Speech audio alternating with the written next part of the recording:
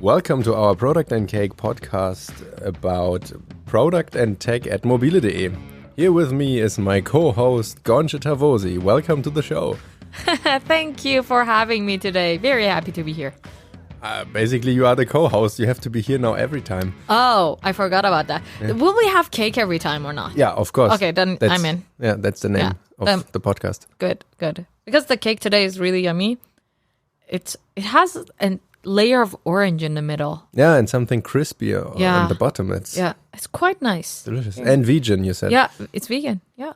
So then the thing is we can only record new episodes if someone is celebrating something. Because that's the way how we get to cake. True. Or we can bring our cake. We still need to have a bake-off between me and Christina. Oh, okay. Yeah. Because in the very beginning of Leasing Alliance, we both said that baking is our passion. And then there was a suggestion of a bake-off. I remember that, but during home office time, I never get cake. So yeah, sorry. So it's maybe a good thing if we start this podcast and then we have a we have justification. To have cake, yeah. But today, the main reason that we're in the office and can have cake and can record this is because of OBS. Yes, we have a big product launch today. Quite exciting, huh? It is a big thing because mobile.de turns into an online shop now, an online shop for cars. Okay. Were you able to find it on the product? Oh, no, but because you need to be in the 5% of the A/B test to see it actually, but we could now live refresh the page until we are invited. Okay. I do not want to use my connections like this, but I might have some connections to some people who might have an actual link. Nice. Until you got that, I will just refreshing the page and hoping for the best. Alrighty. That's already two interesting topics in a big corporate. One is connections, right? How do you form them? And the other one is A/B test. How valid is it that maybe not even your colleagues who are invited to celebrate a big product launch are not able to see the product on the website or to refer that to friends? Well, if we refer it to friends, would it be considered an A/B test at that point? Because we are playing with numbers. Right. But humans are also full of feelings, right? I mean, if I'm celebrating something, I also want to show it. And I guess 5% of our user base are more than the number of my friends. Even though I have a lot of friends, of course. Yeah, that is true. To be fair, I wanted to have a mock product or a product that if we use that specific link, we are not going to be tracked. Yeah. But still would be able to view it. But in general, the topic of A/B tests and how valid they are, I as a product manager don't 100% trust A/B tests. And I think there is still a lot of issues with the way that we set up A/B tests and the way that we rely on the A/B test to have the answer for everything. I don't know if you have seen this Jelly Bean comic. Let me find it.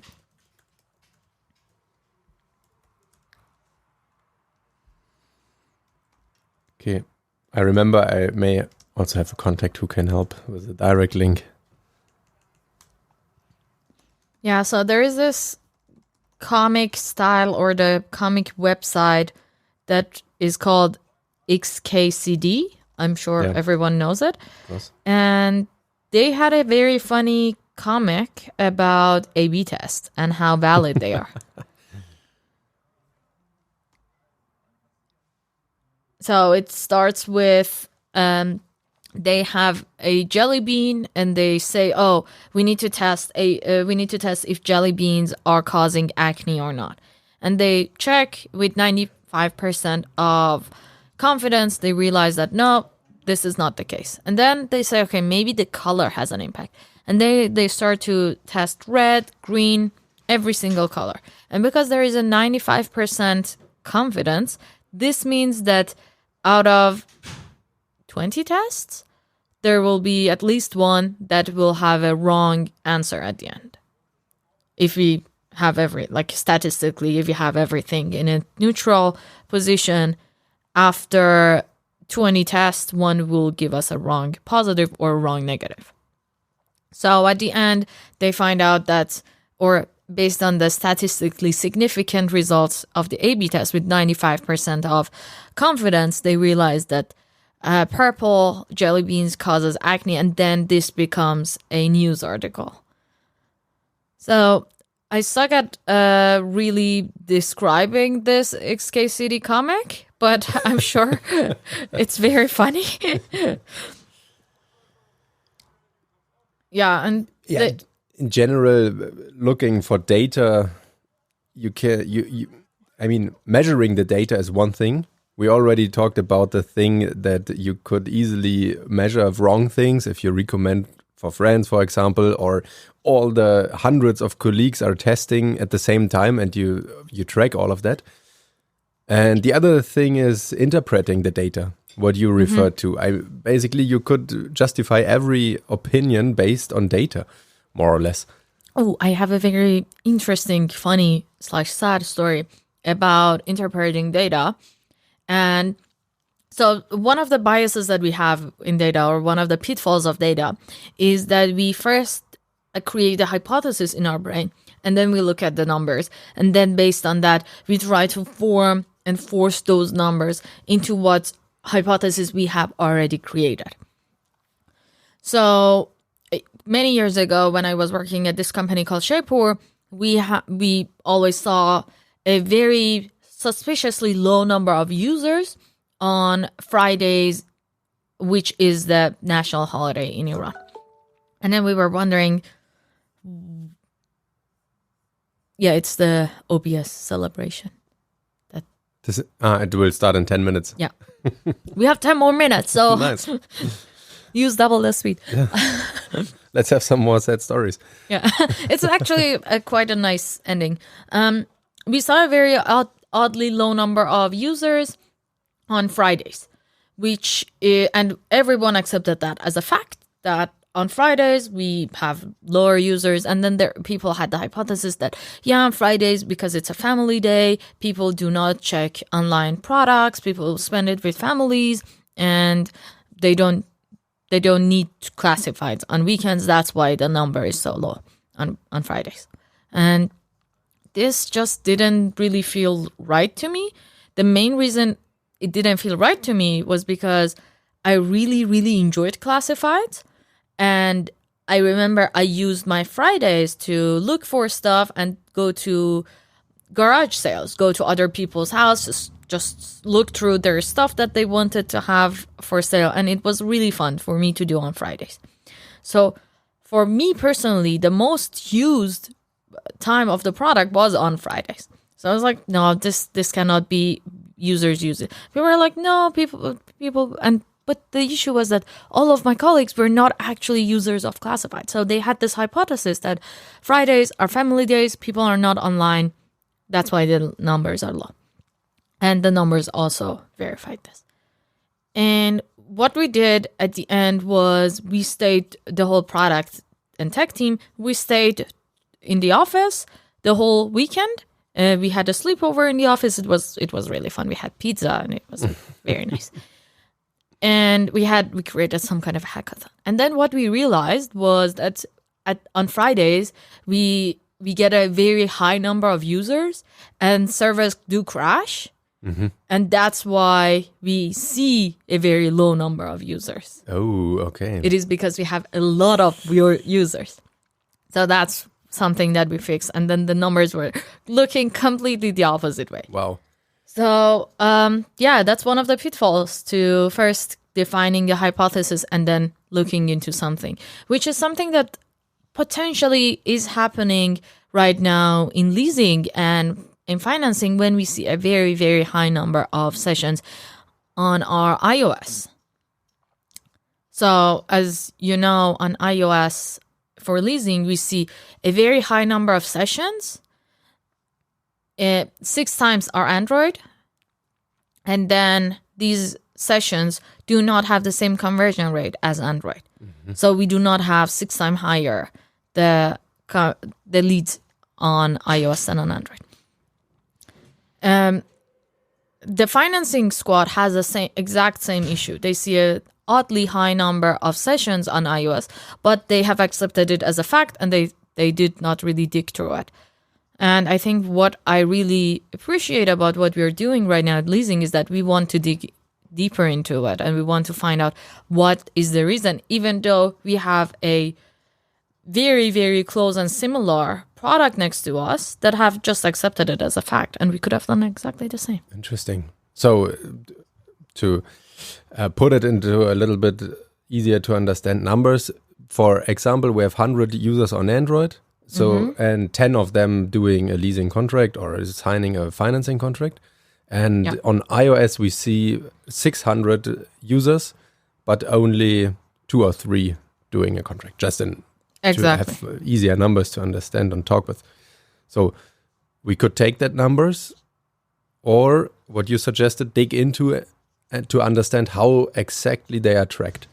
And what is the role of a product manager? Because by nature, a product manager is not an engineer, right? What levers do you have to dig into that? So I think in situations like this, you divide it in 2 different scenarios. Either it is a technical error or a user error.